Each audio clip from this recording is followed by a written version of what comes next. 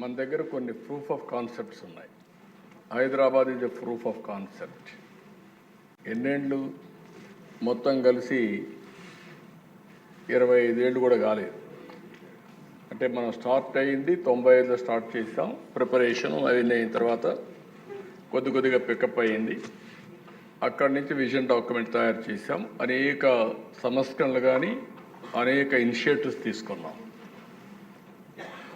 మనకు వచ్చింది కూడా ఆర్థిక సంస్కరణ వచ్చింది 91.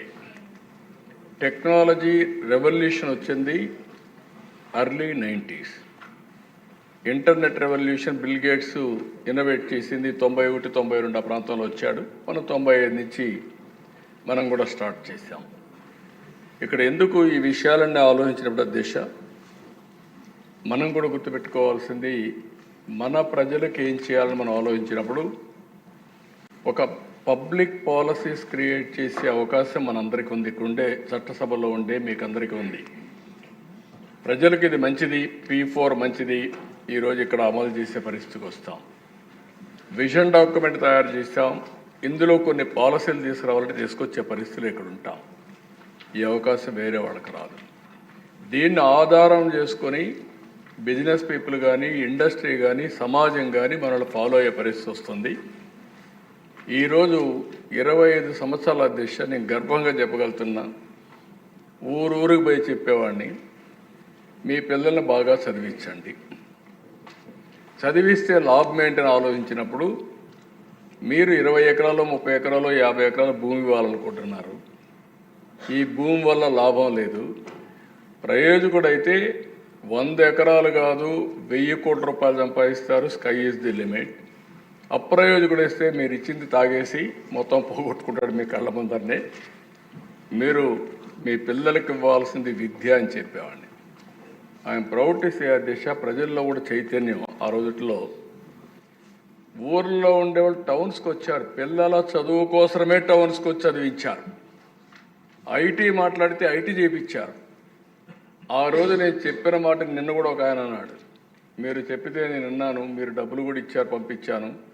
నా కూతురు బ్రహ్మాండంగా పనిచేస్తూ ఈరోజు నాకు డబ్బులు పంపించి కారు కొనుక్కున్నా, ఇల్లు కట్టుకున్నా. మా అమ్మాయి పంపించిన డబ్బులపైన నేను ఆధారపడ్డానని చెప్పే పరిస్థితికి వచ్చారు దిశ. ఈరోజు ప్రపంచంలో ఏ దేశానికి వెళ్ళినా మీకు ఎవ్వరికి అనుమానం అవసరంలో కావాలని టెస్ట్ చేయండి. ఒక పాష్ లొకాలిటీకి వెళ్ళండి, గట్టిగా తెలుగులో అరవండి. మొత్తం అక్కడ తెలుగు వాళ్ళు వచ్చి అక్కడ ఒక మీటింగ్ ప్లేస్ కాకపోతే చూడండి ఎట్లా సాధ్యమైంది. హైయెస్ట్ పర్ క్యాపిటా ఇన్కమ్ ప్రపంచంలో ఏ దేశానికి పోయినా భారతీయులది. అందులో 33% తెలుగువారిది. అది తెలుగువారి యొక్క సత్తా అని చెప్పి మరొకసారి తెలియజేస్తాను. శ్రీనివాస్ గారికి చాలా డౌట్లు ఉన్నాయి. ఒక్కోసారి ఓడిపోతున్నాం అంటే కారణం కూడా మనమే, నేనే. నన్ను ఎవ్వరూ ఓడించలా. 2004, 2019 నాకు కూడా అబ్సెషన్. పని పని పని అని పరిగెత్తాను. ఇది సాధించాలని. దాంతో కొద్దిగా ఎమ్మెల్యేలను సమన్వయం చేయడం కానీ, పార్టీని సమన్వయం చేయడం కానీ, పనులు చేయడంలో కొద్దిగా మనం పని ఒత్తిడి ఎప్పుడున్నా కొన్ని లాభసాలు వెళ్తాం.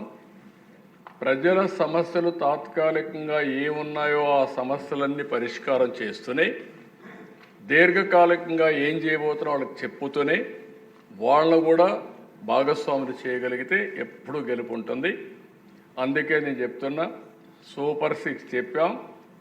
మేలో తల్లికి వందనం అందరికీ ఎంతమని చెప్పాం, అంతమందికి ఇస్తాం. రైతు కోసం అన్నదాత కింద 3 ఇన్స్టాల్మెంట్లో వాళ్ళకు డబ్బులు ఇస్తాం. అదే మరి మత్స్యకారులకు కూడా జీవన భృతి, వాళ్ళకి పాపం ఆ సమయంలో వేటకు పోవడానికి వీలు లేదు, హాలిడే ఇస్తారు. వాళ్ళకు కూడా ఇవ్వాల్సిన 20,000 రూపాయల చొప్పులు ఇస్తాం. ఒక పక్క ఇబ్బందులున్నాయి, గుక్క దిప్పుకోలేని సమస్యలున్నాయి. కానీ ఆ రోజు మనం ఏదైతే చెప్పామో అవి చేస్తూనే ఇవన్నీ చేయాలంటే మళ్ళా సంపద సృష్టించాలి, ఆదాయం పెంచాలి, మళ్ళీ ఆదాయాన్ని కొంత సంక్షేమానికి ఖర్చు పెట్టాలి, మళ్ళీ ఆ డబ్బులు సంపద సృష్టించడానికి పెట్టాల్సిన అవసరం ఉంది. అదే సిద్ధాంతాన్ని అమలు చేస్తున్నాం. నా ఆలోచన ఒకటే, మనం శాశ్వతం కాదు, సమాజం శాశ్వతం. ఈరోజు చేసే పని భావితరాల భవిష్యత్తుని సృష్టిస్తుందని చెప్పి కూడా నేను మీకు తెలియజేసుకుంటూ నా కళ ఒకటే, నా ఆలోచన ఒకటే, మళ్ళీ మిమ్మల్ని అందరినీ కోరుతున్నా సహకరించండి. 2047కి భారతదేశంలో నెంబర్ 1 రాష్ట్రం ఏదంటే దానికి చిరునామాగా ఆంధ్రప్రదేశ్ ఉండాలి. ప్రధానమంత్రి గారు వికసిత భారత్ పనిచేస్తున్నారు. మనం స్వర్ణాంధ్రప్రదేశ్ కోసం పనిచేద్దాం. మనం అవునన్నా కాదన్నా ప్రపంచం మొత్తం తెలుగు జాతి అగ్రజాతిగా తయారవుతున్న దిశ, దాని గురించి సందేహమే లేదు నాకు. నెంబర్ 1 కమ్యూనిటీ ఒకప్పుడు జూయిష్, రాబోయే 2047కి తెలుగు జాతి నెంబర్ 1 కమ్యూనిటీగా ప్రపంచంలో తయారవుతుంది. భారతీయులు ముందుంటారు. కాబట్టి మన బాధ్యత మనం చేద్దాం. మిమ్మల్ని నమ్ముకుని ఓట్లేసిన మీ ప్రజలకు మీరు, నేను, పవన్ కళ్యాణ్ గారు మనందరం కలిసి సమిష్టిగా పనిచేసి అనుకున్న లక్ష్యాల్ని సాధించి ప్రజల రుణం తీర్చుకుందాం. ప్రజలు కూడా కోరుతున్నాను అధ్యక్ష, ఓసారి అన్నీ ఆలోచిస్తారు. ఏదో ఆ తాత్కాలికంగా వచ్చినటువంటి కొంతమంది చెప్పే మాటలు కూడా విని కొన్ని ఇబ్బందులు వస్తున్నాయి. ఇప్పుడు నేను రాజకీయం మాట్లాడడం లేదు. నేను ఎంతోపైన ఒక నిర్దిష్టమైన ఆలోచనతో ఉన్నాను. ఇప్పుడు రాజకీయం మాట్లాడితే రాజకీయం చేశారంటారు, కానీ నాకు అనవసరం కూడా.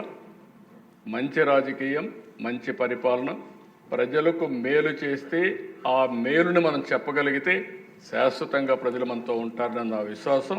దాన్ని మీరందరూ కూడా, అంటే మన ప్రవర్తన కూడా ఇంపార్టెంట్. ఈ విషయం కూడా చెప్తున్నా. మనం మంచి పని చేయడమే కాకుండా మంచి పని చేసే విధానం, ప్రజలతో మనం మమేకం కావడం, వాళ్ళను కూడా మనం చేసే పని వారి కోసం చేసామని నమ్మే విధంగా మనం ప్రవర్తించాల్సిన అవసరం ఉంది. అది కూడా చేయాలి. ఎప్పటికి కూడా మనం మాట్లాడుకుందాం. ఇది కాదు, ఇంకా చాలా మీటింగ్లు పెట్టుకొని మాట్లాడుకుందాం. ఫైనల్గా నేను మిమ్మల్ని అందరినీ ఒకటే కోరుతున్నా, 30వ తారీఖున తెలుగువారి ఉగాది పండుగ రోజున నూతన సంవత్సరాన్ని ఈ కార్యక్రమాన్ని ప్రారంభిస్తున్నాం. జీరో పావర్టీ, P4 మళ్ళీ ఒక చరిత్ర తిరగరాయిపోతుంది. ఇంతవరకు P3 పబ్లిక్ ప్రైవేట్ పార్ట్నర్షిప్. ఈరోజు మీరు